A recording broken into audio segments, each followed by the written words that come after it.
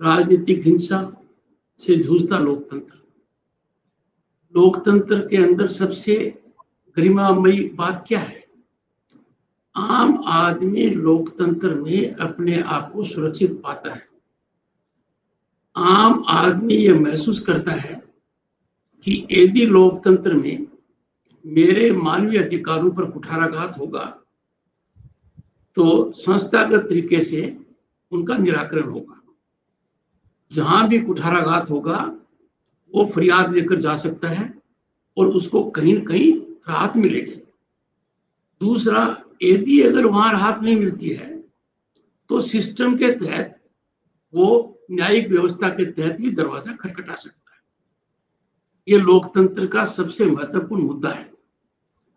यदि अगर लोकतंत्र में मानव अधिकारों का हनन होता है और नागरिक असहाय हो जाता है, वो प्रशासन के पास नहीं जा सकता है, वो कहीं राहत नहीं प्राप्त कर सकता है, तो लोकतंत्र के लिए सबसे बड़ी चुनौती का अवसर वो आता है। पश्चिम बंगाल में यह चुनौती बहुत कड़ी है। मैंने खुद देखा है कितनी भयानक है। आप अंदाजा लगा सकते हो कि राजनीति में हिंसा होने का मतलब लोकतंत्र पर सबसे बड़ा खतरा पैदा करना। पश्चिम बंगाल आज के दिन देश और दुनिया में राजनीतिक हिंसा का प्रयोगशाला बन गया है। आप अंदाजा लगाइए, गत चुनाव जो हुए 4 प्रांत और 1 यूनियन टेरिटरी में हुए। तमिलनाडु में सत्ता परिवर्तन हुआ, आसाम में निरंतरता रखी गई, और रक्त रंजित सिर्फ पश्चिम बंगाल हुआ। पश्चिम बंगाल में हिंसा पराकाष्ठा पर रही और ये बहुत ही चिंता और चिंतन का विषय है, खास तौर से पश्चिम बंगाल की भौगोलिक स्थिति को देखते हुए। पूरे चुनाव प्रक्रिया के दौरान ये चुनौती था और चुनाव नतीजे आने के बाद जो बर्बरता देखी गई है, जो तांडव नृत्य देखा गया है, जो लोगों को प्रताड़ित किया गया है, उसकी कोई कल्पना नहीं कर सकता। मैंने बड़ा प्रयास किया कि ऐसा न हो, पर चुनाव के दौरान राज्य की माननीय मुख्यमंत्री ममता बनर्जी ने इसके बीज बो दिए थे। चुनाव के दौरान माननीय मुख्यमंत्री ने 2 बातें खास कही। पहली, उन्होंने चेतावनीपूर्ण तरीके से कहा कि सेंट्रल फोर्सेज यहां सदा नहीं रहेंगी। आशय साफ था, हमारे साथ रहो। सेंट्रल फोर्सेज की उपस्थिति की वजह से आपने विवेकपूर्ण निर्णय कर लिया तो वो चले जाएंगे, उसके बाद हम आपको देख लेंगे। जो उन्होंने कहा वो जमीनी हकीकत में रोज देख रहा हूं। दूसरा, चुनाव के दौरान आशा नहीं की जा सकती कि कोई व्यक्ति ऐसे गरिमामय पद पर है और वो ये चुनौतीपूर्ण तरीके से कहेगा अपने कार्यकर्ताओं को, विशेषकर महिलाओं को, कि वो सेंट्रल फोर्सेस का विरोध करें। ये तब डल गया था। 2 मई को जब नतीजे आने शुरू हुए और लगा कि सत्तारूढ़ दल वापस आ रहा है, हिंसा का तांडव नृत्य चालू हो गया। 3 तारीख को मैंने कलकत्ता के पुलिस कमिश्नर, राज्य के डीजीपी और गृह सचिव को बुलाया और मैंने उनको कहा कि आप शाम तक मेरे को एक रिपोर्ट दो और रिपोर्ट में ये इंगित करो कि हालात वास्तव में क्या है, उन हालात को काबू करने के लिए आपने अब तक क्या उपाय किए हैं और आगे आपकी क्या योजना है। शाम को जब मेरे पास रिपोर्ट नहीं आई तो मैंने दोनों को फोन किया, कितनी बड़ी विडंबना है, कितने अफसोस के साथ मुझे कहना पड़ रहा है। दोनों ने कहा हमने हमारी रिपोर्ट प्रेषित कर दी है गृह सचिव को, उन्होंने आगे नहीं की। वो रिपोर्ट आज तक राज्यपाल को नहीं मिली। मैंने माननीय मुख्यमंत्री से बात की, शपथ नहीं ली थी उन्होंने। मैंने कहा यह समस्या बहुत गंभीर है, प्रजातंत्र को शर्मसार करती है, हमारी संस्कृति को कलंकित करती है, लोगों के अंदर एक भय का वातावरण पैदा करती है। जो मूलभूत सिद्धांत हैं किसी भी प्रजातंत्र व्यवस्था के लिए, उसकी जड़ें हिला रही है। आप अवश्य कुछ कीजिए। 5 मई को जब उन्होंने शपथ ली और मेरे से आग्रह किया कि क्या मैं मीडिया को एड्रेस कर सकती हूँ, मैंने कहा अवश्य कीजिए, और मैंने भी किया। मैंने उनको आगाह किया, मैंने उनको बताया कि आपका ये कहना कि जब तक आप शपथ नहीं लेती हैं ये इलेक्शन कमीशन के दायरे की बात है, गलत है। इलेक्शन कमीशन का काम खत्म हो गया था 2 मई को। इलेक्शन कमीशन का काम खत्म होने के बाद मुख्यमंत्री ममता बनर्जी को वो सब अधिकार प्राप्त थे, वो सब जिम्मेवारियों का निर्वहन करना था जो पहले था। जब कुछ नहीं किया और राज्य की पहली कैबिनेट मीटिंग 10 मई को हुई, मैं उम्मीद कर रहा था कि उस कैबिनेट मीटिंग के अंदर माननीय मुख्यमंत्री जी इस ओर ध्यान देंगे।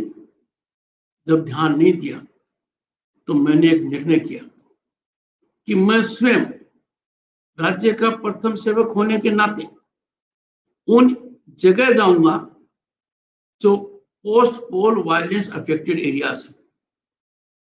सरकार ने एक कदम उठाया और मेरे को सूचना भेजी कि राज्यपाल राजभवन के बाहर सरकार से सहमति प्राप्त कर ही कदम रख सकता है। मैंने उनको कहा भारत के संविधान के अनुच्छेद 159 के तहत राज्यपाल का कर्तव्य है, he must preserve, protect, defend Indian constitution and he must serve the people of the state. 13 तारीख को मैं कूच बिहार गया। जो मैंने अपनी आंखों से देखा, मेरे आंसू सूख गए। मैं उन इलाकों में गया जहां कोई नहीं गया था।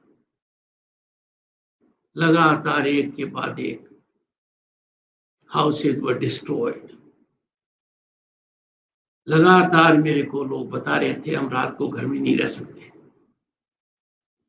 उनके जो कमर्शियल एस्टेब्लिशमेंट्स थे, आउट ऑफ वैंडलिज्म उनको डिस्ट्रॉय किया गया।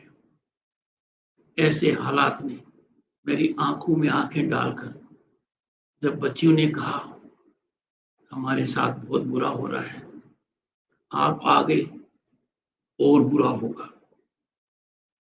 मैंने सब जगह हर्षवर्धन जी 3 प्रश्न किए। पहला प्रश्न मैंने किया, जो शुरुआत मैंने की थी, प्रजातंत्र के अंदर मौलिकता क्या है, इसका आधार क्या है। मैंने कहा जब आप पर संकट आया है, आप पुलिस स्टेशन क्यों नहीं गए।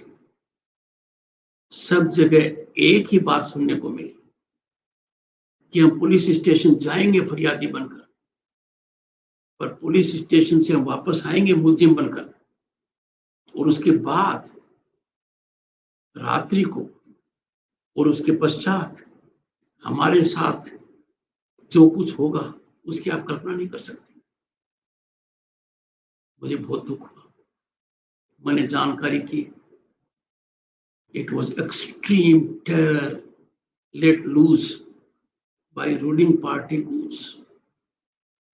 जब मैंने पूछा उनसे क्या है, सबने एक स्वर में बताया हमें पुलिस का पूरा डर है, पुलिस हमें कोई राहत नहीं दे सकती, और रूलिंग पार्टी के लोगों का डर पुलिस के ऊपर है। वो पुलिस के एक तरीके से बॉस हैं, वो वही काम करेंगे जो पुलिस को करवाना चाहते हैं। पुलिस हर हालत में एक ही कदम उठाएगी, उनके तहत फिर मैंने पूछा, और ये हर्षवर्धन जी, चूंकि आप उस समाज से जुड़े हुए हैं, मैं हेजिटेशन के साथ आपको कह रहा हूं, मैंने पूछा क्या कोई पत्रकार आया? सब जगह का कोई पत्रकार नहीं आया। ऐसे लगता है कि पश्चिम बंगाल में निष्पक्ष निर्भीक पत्रकारिता को सांप सूंघ गया। ये मैंने आंखों से देखा है। ऐसा डर का आलम है कि उस डर की वजह से, डर की चर्चा करने से लोग डरते हैं। पश्चिम बंगाल में आम नागरिक की, चाहे उसका कुछ भी स्तर हो, fear quotient is very high. Democracy के अंदर सर्वाइवल करना मुश्किल है इस प्रकार की फियर कोशेंट के साथ। जो हालात लगातार बिगड़ते जा रहे हैं, उनकी जानकारी मुझे नंदीग्राम में मिली। नंदीग्राम में एक के बाद एक लाइन में विशेष समुदाय के लोगों की दुकानें डिस्ट्रॉय की गई। नंदीग्राम में मुझे लोगों ने आग्रह किया कि आप एक जगह जा पाएंगे? मैंने कहा मेरा काम तो जाना है। उन्होंने कहा वहां आपकी गाड़ी नहीं जाएगी। पैदल चला। कुछ किलोमीटर पैदल चलने के बाद एक व्यक्ति ने कहा मोटरसाइकिल पर चलो। मोटरसाइकिल पर गया। वहां जाकर मैंने क्या देखा, छोटे छोटे बच्चे, those who lost their father, play card लिए हुए थे, कह रहे थे हम संकट में हैं क्योंकि हम हिंदू हैं। उनकी आंखों में देखते समय मेरे को कितना जोर आया होगा। जब मैं थोड़ा आगे जाकर गया तो बिलखते बच्चों ने मुझे आगे बढ़ने से रोका। आखिर में वो वहां गया जहां माताएं और बहनें थी। माताओं और बहनों को देखकर मैं अपने आप को रोक नहीं पाया। उनका साफ कहना था, और ये बहुत गंभीर बात है, बहुत चिंतन का विषय है, भारत के प्रजातंत्र को सबसे बड़ी चुनौती का आधार बनता जा रहा है। ये पूछा उन्होंने, क्या हम धर्म परिवर्तन करने से बच तो जाएंगे? मेरा क्या हाल उस समय हुआ होगा। पांव तले जमीन निकल गई जब उन्होंने अपने आप को ये कहते हुए मेरे सामने पेश किया कि जिंदा रहने के लिए हम ये कर सकते हैं, पर क्या ऐसा करने से will we get passport to life? उनके मन में तब भी डर था। रूलिंग पार्टी के झंडे सबने लगा लिए। इस चुनाव नतीजे में यदि आप देखेंगे, 2,30,00,000 लोगों ने प्रतिपक्ष को वोट दिया है। 2,30,00,000। ऐसे जबरदस्त समर्थन के बाद यदि अगर प्रतिपक्ष का ये हाल हो कि हर आदमी ये कहे कि अपने को बचाने के लिए मैं झंडा लगा लूंगा, अपने को बचाने के लिए मैं धर्म परिवर्तन कर दूंगा। पश्चिम बंगाल में आज के दिन 2 कैटेगरी के लोग हैं। एक कैटेगरी वो है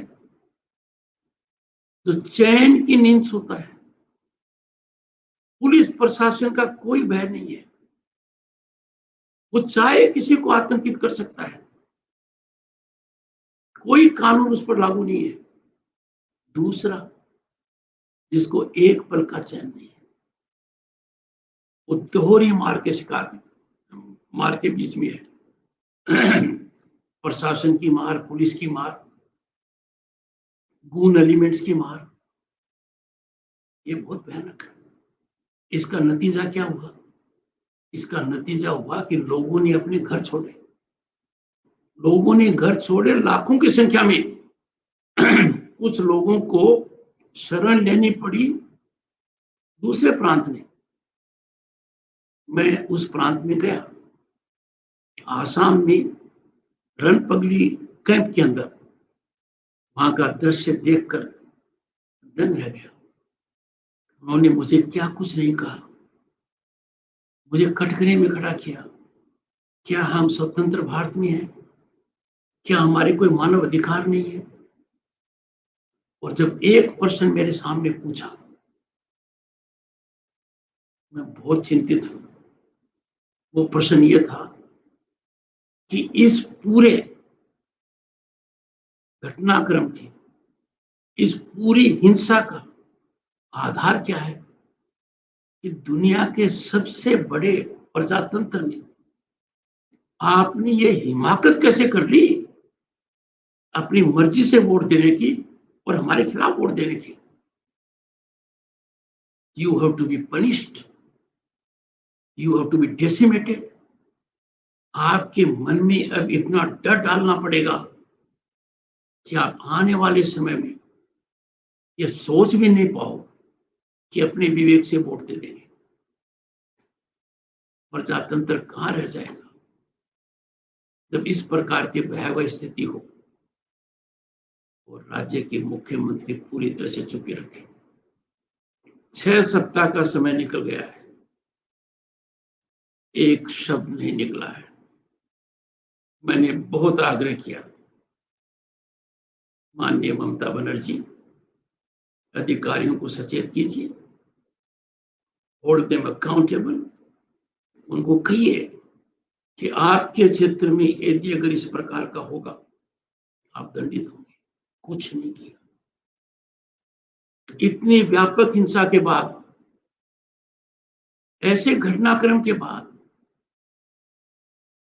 करोड़ों की संपत्ति नष्ट करने के बाद, आजीविका डिस्ट्रॉय करने के बाद, बलात्कार के बाद, किलिंग्स के बाद, इंजरीज के बाद, कोई उनकी सुध लेने नहीं गया। न मुख्यमंत्री गई, न मंत्रिमंडल के सदस्य गए, न कोई अधिकारी गए। ऐसी परिस्थिति में मुझे स्टेप इन करना पड़ा। मैंने सोचा कि एक कैबिनेट मीटिंग में सोचा नहीं होगा, दूसरी में, तीसरी में, चौथी में।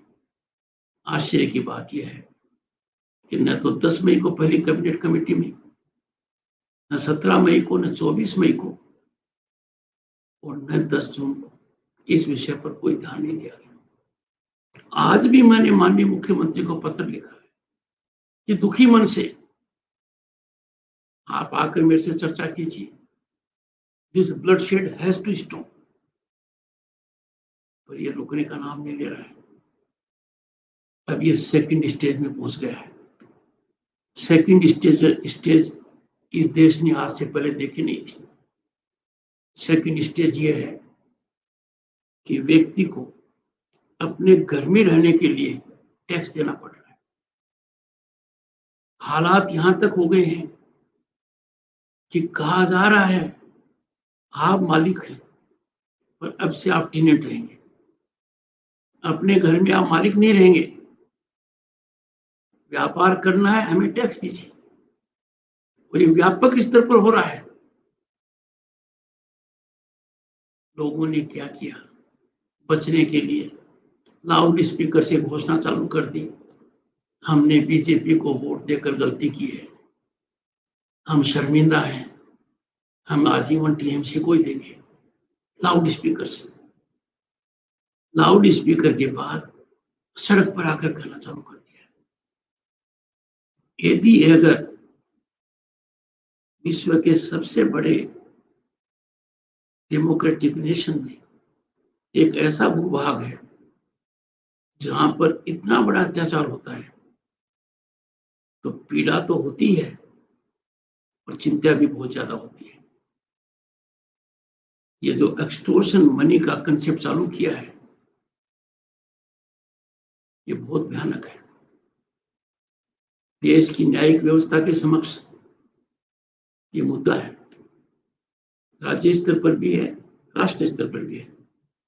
मैं ज्यादा इस पर नहीं बोलूंगा, और मैं इतना अवश्य कहूंगा कि जो लोग अपना घर छोड़कर चले गए थे, उनकी जो घर वापसी हो रही है, बहुत बड़ी कीमत पर हो रही है। उनका सब कुछ लूट गया है, उनसे रकम वसूली की जा रही है, और ऐसा दृश्य कभी सोचा नहीं था कि स्वतंत्र भारत में होगा। मुझे उम्मीद है, मेरे में पूरी उम्मीद की किरण है। मैं मानकर चलता हूं कि it's a dark tunnel, the tunnel is getting longer and longer, at end of the tunnel निश्चित रूप से लाइट आएगी। मेरे से समाज का हर वर्ग संपर्क में है। वो मेरे को कहते हैं कि राज्यपाल जी, आपने तो कहा था कि मैं सभी वायलेंस अफेक्टेड एरियाज को विजिट करूंगा। मैंने 13, 14, 15 को किया, 16 को कंप्लीट लॉकडाउन लगा दिया। मैं मेरी शपथ को हर हालत में विंडिकेट करूंगा। जो ही लॉकडाउन उठेगा, मैं उन इलाकों में जाऊंगा। पर इस पूरे घटनाक्रम में एक जो सबसे कमजोर कड़ी, जिसका राष्ट्रवाद में कोई विश्वास नहीं है, जो कड़ी अपने कानूनी दायित्वों से दूर भटक गई है, जो अपनी वर्दी को और अपनी नौकरी को पूरी तरह शर्मसार करती है, वह सरकारी कर्मचारी। पश्चिम बंगाल का सरकारी कर्मचारी राजनीतिक नौकर बनकर रह गया है। उसने अपने कानूनन दायित्वों को पूरी तरह तिलांजलि दे दी है, और वो एक ही तरीके से आगे बढ़ रहा है कि जो रूलिंग पार्टी कहेगी वो हम करेंगे। पश्चिम बंगाल की चुनौती पश्चिम बंगाल तक सीमित नहीं है। पश्चिम बंगाल की चुनौती राष्ट्र तक भी सीमित नहीं है। पश्चिम बंगाल से जुड़े हुए लोग, पश्चिम बंगाल में हित रखते हुए लोग मेरे को बहुत अपनी चिंताएं व्यक्त की। उन्होंने कहा है, राज्यपाल जी, आप कुछ हस्तक्षेप करो। मुझे व्यक्तिगत रूप से बहुत कुछ सुनना पड़ रहा है। लोग मुझे कहते हैं, आप कब तक अपनी जबान से काम करोगे? हमें आपसे उम्मीद है। क्या हमारी इस पीड़ा को देखकर आपका दिल नहीं पसीजता है? क्या हमारी पीड़ा को देखकर आपको नहीं लगता है कि कोई तो रास्ता कानून के दायरे में होगा? मैं सांत्वना देता हूं, मैं उनको बार बार समझाता हूं, और मैं कहता हूं कि we are a democratic nation. समय लग सकता है, देर है अंधेर नहीं है, पर ऐसी परिस्थिति में मेरे सामने भी एक संकट है। मैं उन सबको आपके माध्यम से कहना चाहूंगा, प्रजातंत्र तभी बचेगा जब आम नागरिक अपना दायित्व निभाएगा। प्रजातंत्र तभी बचेगा जब खुद की पीड़ा न हो, दूसरे की पीड़ा को महसूस कर हम कदम उठाएंगे। और ये चूंकि चुनौती प्रजातंत्र के मूल ढांचे को है, भारत के संविधान के बेसिक स्ट्रक्चर को चुनौती रही है। ऐसा जो हो रहा है पश्चिम बंगाल में, वो बिना देखे कोई कल्पना नहीं कर सकता। क्या कोई सोच सकता है कि Bengal is on fire and media शांत है, मीडिया चुप है? अब तक क्या हालात हुए हैं, ये मैं आपको बताऊं तो चिंता स्वाभाविक होगी। 294 असेंबली कॉन्स्टिट्यूंसीज हैं। ये जो आग है, बंगाल बीइंग ऑन फायर, जहां लोगों पर अत्याचार हो रहे हैं, रोक टोक अत्याचार हो रहे हैं, प्रशासन उस अत्याचारी को मदद करता है, उसको कोई मलहम नहीं लगाता है जो पीड़ित है। This fire is in 247 constituencies. Post pole violence में मैं पहले की बात नहीं कर रहा हूं. More than 40 people have been killed. Rapes have taken place. ऐसी पोजीशन के अंदर मेरा आग्रह रहेगा देश के हर नागरिक से कि इस समय वो अपना नागरिक होने का धर्म निभाए. जब नागरिक होने का धर्म निभाया जाएगा तो ही हमारे मौलिक अधिकार बचेंगे. कितना ही निरंकुश शासन हो, एक न एक दिन तो उसको कानून का रास्ता फेस करना पड़ेगा. राज्य का प्रथम सेवक होने के नाते, अपने दायित्वों के प्रति सजग होने के नाते मेरी तरफ से इसमें कोई कमी नहीं है. मुझे ये कहते हुए थोड़ा संतोष भी है कि अब लोगों को थोड़ा विश्वास आने लग गया. लोग थोड़े जागरूक हो रहे हैं. लोग समझ रहे हैं कि इस प्रकार से नहीं चलेगा. इस वायलेंस की पृष्ठभूमि में यदि जाएंगे तो इसकी जड़ें बहुत गहरी हैं. इसकी जड़ें भयानक हैं. इसकी जड़ें देश की सुरक्षा को चुनौती देने वाली हैं. The demographic invasion that has taken place will be one of the factors for such kind of vandalism, hooliganism. अब rampant violence करते हैं, आर्सन, लूट, किलिंग्स करते हैं. ये सब आज के दिन सोचने की आवश्यकता है. हर्षवर्धन जी, मैं स्थिति को देखते हुए बहुत कुछ जो मैं बताना चाहता हूं मैंने आज तक मीडिया को नहीं बताया. I don't want to generate sensation. I don't want to create a scene where people lose hope. पर आज के दिन जब मैं देख रहा हूं, चूंकि आप एक विशेष वर्ग के हो, you have to be hopeless, you have to be helpless, you have to surrender, you have to give up voluntarily, you have to be second-rate citizens. और ऐसा यदि अगर हो रहा है तो वो चिंता और चिंतन का विषय है.